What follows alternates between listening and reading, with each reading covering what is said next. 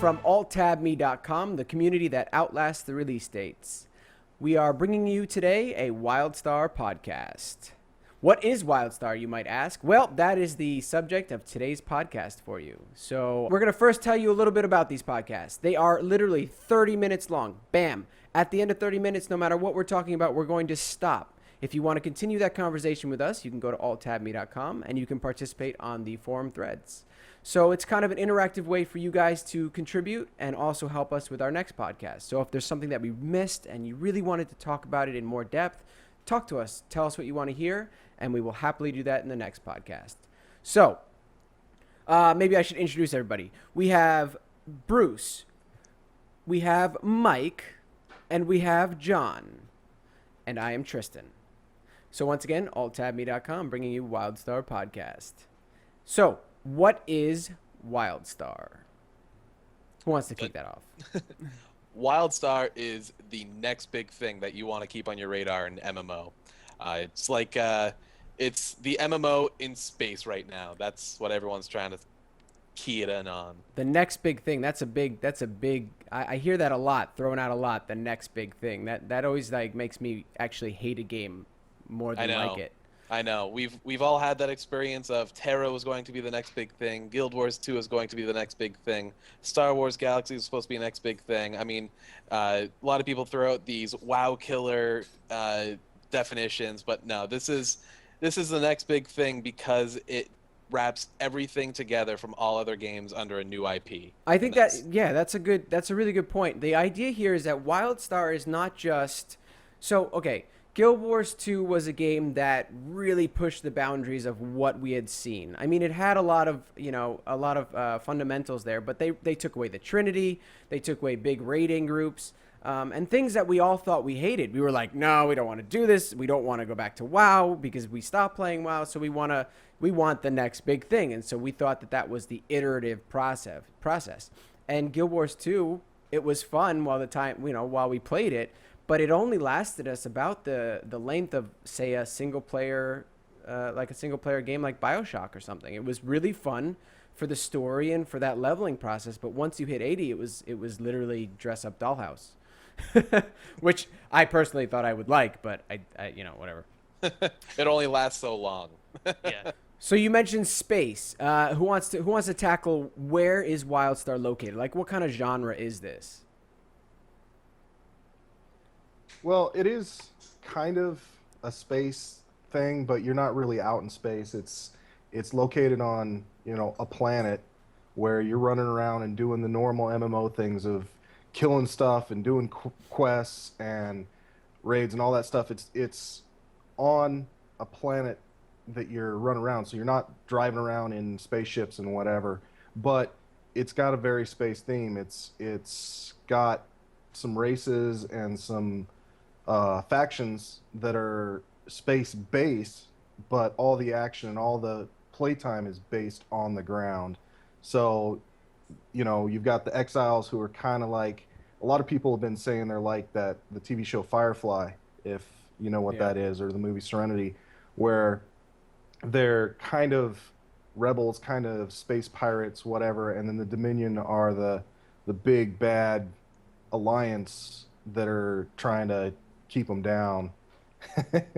And so there's ray guns and there's all kinds of stuff, but there's also your normal things like swords and beating people up with your fists and magic. So it's got all the same things that you would expect from a big MMO, but it's got more of a space theme instead of, like, say, an old Star Wars MMO where you're flying around in TIE fighters and having space battles. Yeah, and I think that's really important because you've got gamers like me who are very fantasy genre oriented. I love fantasy games. I love magic. I love feeling like, I'm immersed in this fantasy world.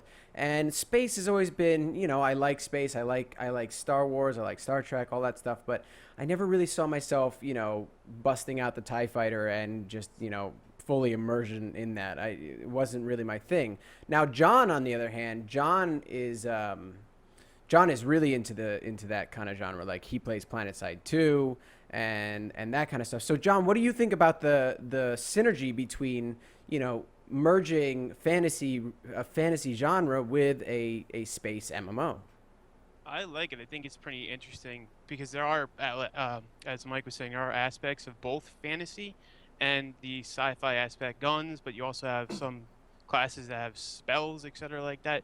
And I think so far from what we've seen that they're really sort of blending those two ideas together, and it seems to be working out pretty well. I mean, it's an awesome setting. That's what I enjoy, but it still keeps some of those aspects of the high fantasy MMOs that you see with the spells and certain races that you could probably relate back to a few of the old school, like standard whatever orcs, whatever you want to call them, orcs, elves, etc., etc.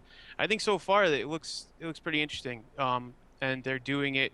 They seem to be melding them together very well, and it kind of falls into one great package from what I've seen so far. Yeah, I think that the genre itself is very much relevant to to pop culture today too. A lot of TV shows, a lot of movies are taking the idea that you can be in this futuristic setting, but all of a sudden you're casting magic spells, or you have an older, lore or history to where you came from, or who brought you up, or the past. You know what I mean? Like it's a nice mixture of those two things.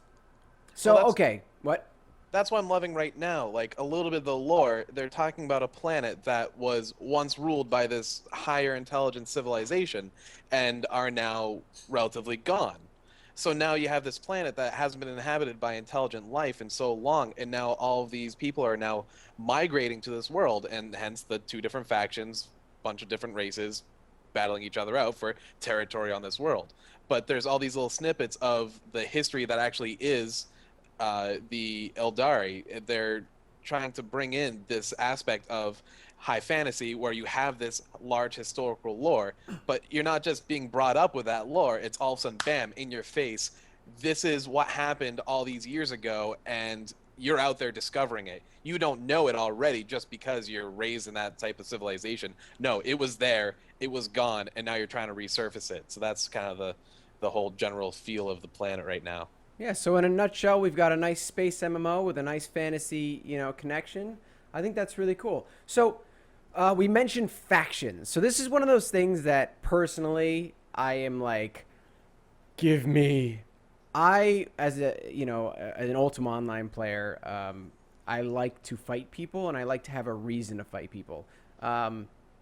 There were no factions per se in Ultima Online, but you fought everybody, which was really cool. So you would go out in the world and you would just, have random encounters, and you would either make friendships, alliances, or you would, duke it out, or you would get killed.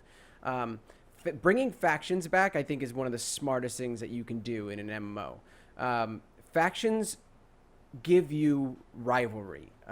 They give you competition. You don't have to be on a PvP server. Our group, AltTabMe, is definitely going to be rolling on a PvP server because we really enjoy those, open world confrontations. But with the introduction of what do they have here, John? They're Warplots. Warplots. Tell us a little bit about what Warplots are. So Well, these are, by the way, these are instance. So I'm trying to give you an idea of what the instance combat is. So if you don't want to, do that open world thing, and that's not your cup of tea, then there is stuff for you. we haven't heard too much on Warplots, but from what we know, it's 40 versus 40, and it seems to be guild versus guild, basically battleground scenario. So 40 versus 40, you think, pretty much almost as big as, to use a WoW reference, Alterac Valley, maybe a little bit smaller than that. And not only will you be battling another guild, you'll have your own sort of base, which is your war plot, I guess, like your own guild base, guild war base. And you can upgrade it. They haven't been very specific on what different paths can add to it, but they have mentioned that as a raiding guild, which we will be doing at AltTabMe, you can capture raid bosses and put them on your war plot to use them against the other guilds, which sounds awesome. But other than that, all we know is just basically guild versus guild, and everybody can contribute in some ways, what they've made clear.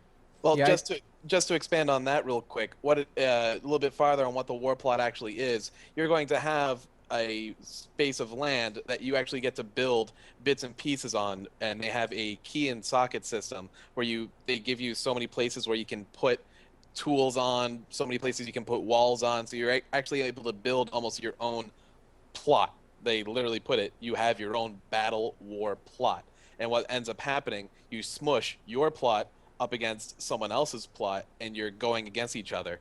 And they have confirmed actually that some of the damage that happens to your war plot does become permanent after a battle. So you actually have to spend time repairing, awesome. rebuilding, Awesome. and re-preparing for the next war plot. So you're not going to just be going bam, bam, bam, bam, bam, battle after battle after battle, unless you're completely steamrolling your opponents. You're actually going to have to step back, repair, regroup, and then prepare for your next fight again. Well, Carbine And has said. it's- Oh, go ahead. Yeah, and it's multiple forms of combat. There's, person versus person combat. They also have spots where you can put in turrets so you can bomb the people that you're fighting or the war plot next to you.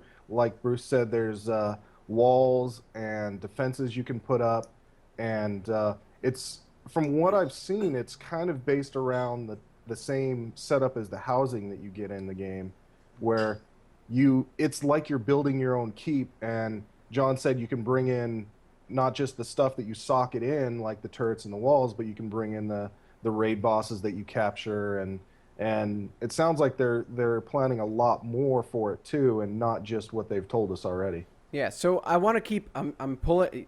By the way, everyone that's watching, 30 minutes to pull this off is really freaking difficult. I have a timer in front of me, and I'm just like, oh, fuck balls. Yes, we curse on our podcast. That's, we'll have an explicit thing in the beginning, so you don't bitch at us. Fuck you. Anyway, no. So you've got war plots, right? Let's pull it back a second. We were talking about factions. So you've got two factions. You've got the exiles, which are the underdogs. I mean, that's the best way to put it. They're the grassroots. They used to live here, but they were beat to hell, and now they're they moved somewhere else. And there's the Dominion, who was told by what was the god, Elden. like the Elden. So they were told basically by God that they were the master race. That sounds so wrong. Especially No, but- coming from a blonde hair, I blue-eyed. know. I shaved all my hair too, and so this is bad, man. We're gonna cut that. No, we're not. All right. So anyway, so you got this. They really are. They're looking at this master race, and they're like, we are the perfect specimens. We will make sure that we are the perfect specimens, no matter what. We will build Makari, which are robots. We will have the Cassians, which are these very posh. They remind me a lot of like the Human Alliance. They're very posh, humans. They hold themselves like, oh, well, welcome to my place. Oh, get out of here. You're not part of the club. Like that kind of thing. And then you've got the Draken, who is very much the monster race. It's like a wolf, dog, They're almost like goat people. feral goat. Yeah, there we go. They're goat Angry I people. kind of saw them people? as like dragon descendant Or Really? people. maybe that could be it. With the curly horns, always they look like a goat. They look like a ram of some sort. They're I think they're actually hooved, and well, they have claws, but I think They're they're actually hooved. Yeah. they are hooved. So there I'm we go. not sure if their knees are bent the opposite way. I'm gonna have to look at Now that. I have to think about that. Yeah. Anyways, but they're goat people in my mind. Anyway, they're the badass race. So they haven't announced the fourth race yet. There's speculation that it's going to be a Furby type creature. Tribbles. I really don't know how to explain it. It's the gnome of the faction. Evil space tribbles. So apparently that's what's going to happen. Anyway, so now you have the exiles, so the underdogs, and you've got the humans. Very much like Southern Belle style. Hell yeah, y'all, like that stuff. That was awesome. Please don't quote me on that. And so then you've got the bunny people, which are the Orin. I love these. I love this race. I'm sorry. And I don't care who watches this and sees that I love the furries, but they are the furries of the MMO genre that are cool to play. They have a little skip, jump, hop. They look adorable. And I just feel like playing as one of those and beating the crap out of a robot as a little bunny is just, oh, it's gotta hurt. Like if you're the robot on the Dominion and you just got your ass kicked by a little fluffy bunny. And then you've got the big butch rock people, the Granok. Yeah. So these guys are just beefy. They have more bronze and brains. They are just, hold 5 billion guns at a time, hold the big weapons. And each one of these races within these factions has their own classes. Who wants to hit off what the classes are? Oh, wait, sorry. The Exiles also have one unannounced race too. We're guessing that it's some sort of a mashup of, say, Frankenstein-type undead character.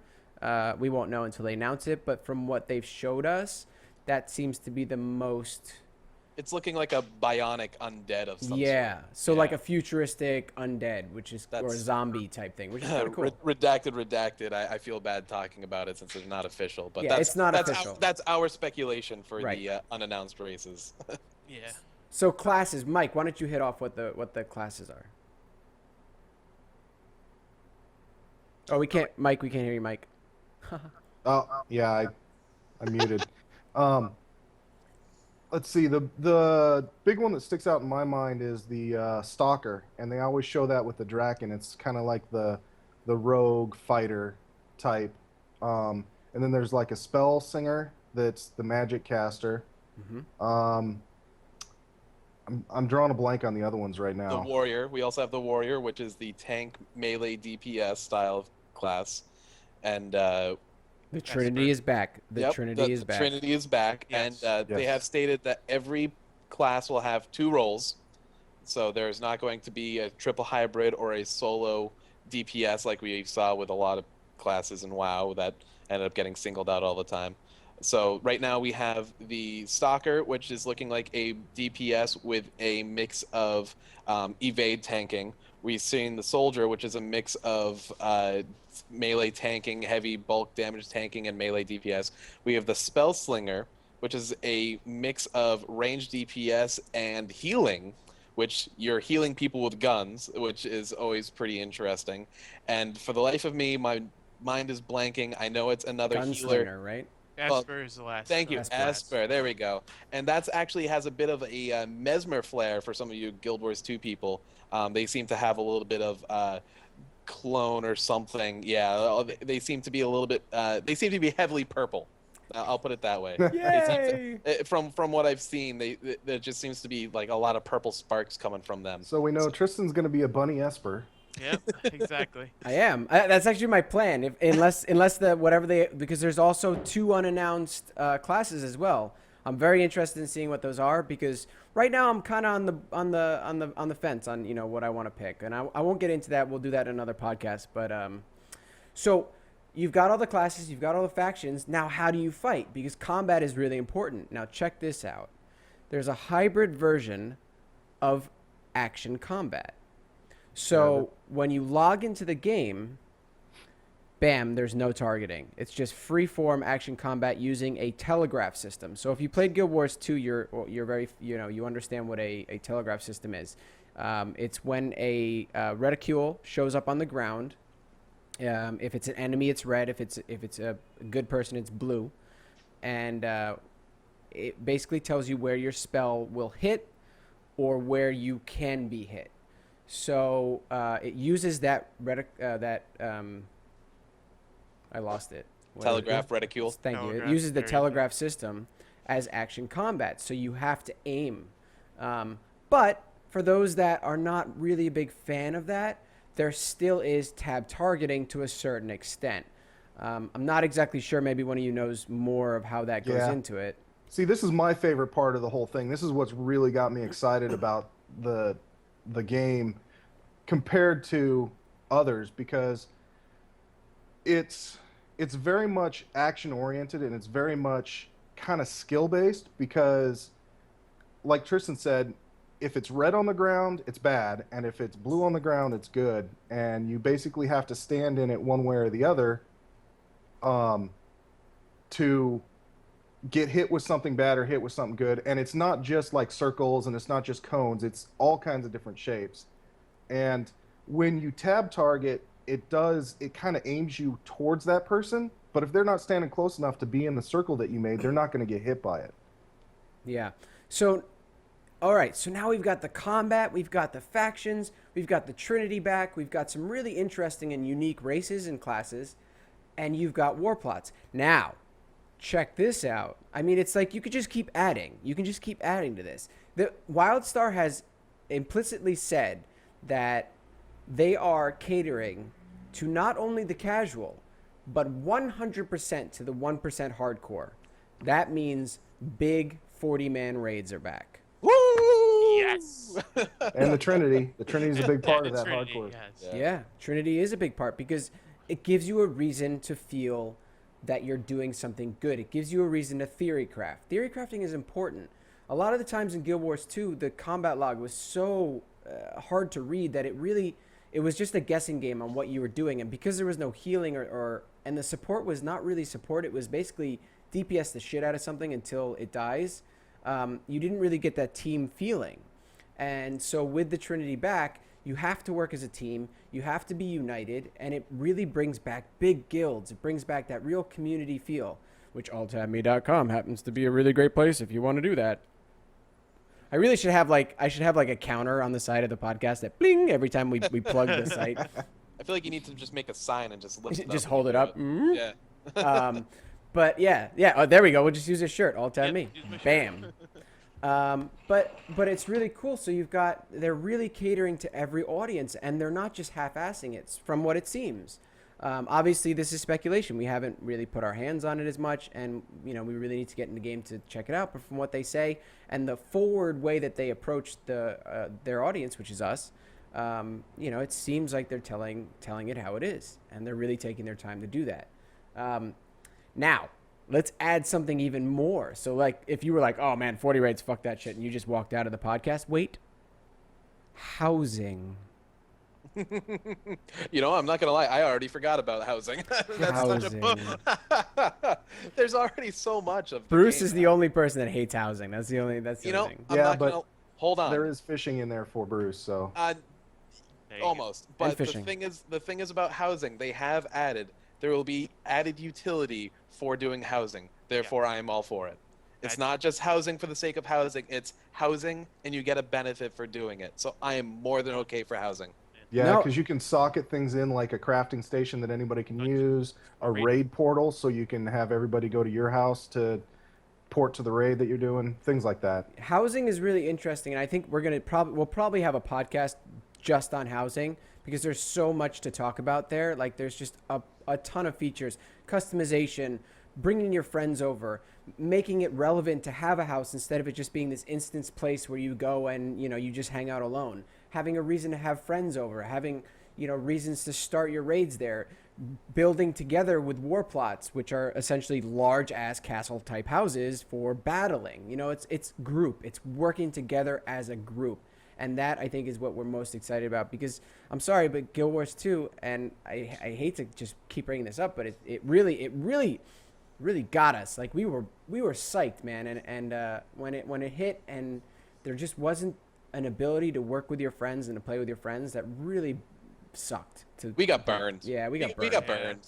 We did. We made a lot of good friends, and that's why we called our community the community that outlasts release dates. There's a reason for that. We put our emphasis on our community.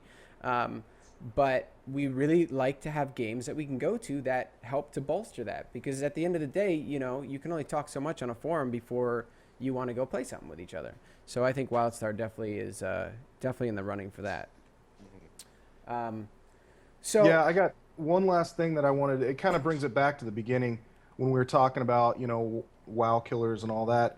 And I wouldn't really call it a WoW killer, but I think the reason that it's going to work is because all the games that have come out and everybody's had such a big hype about it is they've all said, hey, we're going to do something completely different from WoW because that's what's going to get them in, and we're going to try it differently, and we're going to do this like Guild Wars 2 took away the Trinity. And we all thought it was great when it came out, and then like Tristan said, it turned it into an MMO single-player game, and after that was done, you couldn't do anything because without a Trinity, you can't really do a lot of the end-game stuff that people are used to.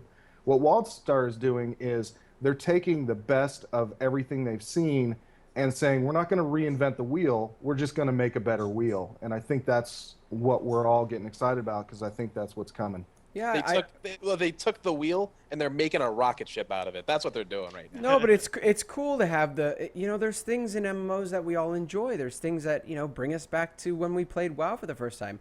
If you look at the MMO generation, we're getting older. I mean, as much as that sucks, it's still like, when we started out, we have memories, and some of those memories are bad and some of those are good. And I think to be able to recreate those memories now in the age that we are, I think that's good. It's evolving with us. But also not going too much. If WildStar was saying we have the next newest best thing that you've never seen before, I'd be like, okay, WoW clone. You know what I mean?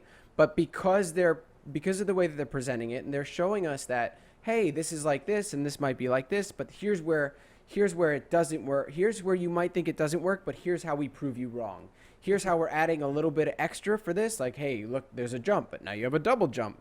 Quadruple. Just kidding. But you have, just go check out some of their trailers. Check out some of their intros, their dev speaks. Their dev speaks are really interesting because they're very personable, and it gives you the flavor of what WildStar is. And I think that's what's getting us all very excited, is that the flavor itself is very intoxicating. It's very fun. They use comedy as epic. And I think that hasn't been done before. I think there's always been a very specific layout for must have 50 monsters rolling over the hill, must have nice guys running in, must have one die, must then have dragon fly in and stop everyone. And it's like, you know what I mean? It was like bam, bam, bam. You knew exactly what was going to come. In these trailers, you watch them and you're just like, what? And you're laughing your ass off the whole time while going, holy shit, that looks awesome. So there's some really cool stuff in that terms. Let's see here. We have a list of stuff here that we want to go over. Where do you think it improves on previous MMOs? We have about 2 minutes left, by the way. So let's see if we can just get some stuff in there. Oh boy. All right, I'm just going to shoot this out there. Right now, I'm really excited for how they're going to do large-scale raiding, 40-man raiding, 20-man raiding, and they're bringing back one of the things I really loved about old school WoW, the battleground system. They have a capture the flag system that they've already talked about, and I really want that style of combat back. Objective combat, objective gameplay that has variation, unlike Guild Wars 2. So, bam.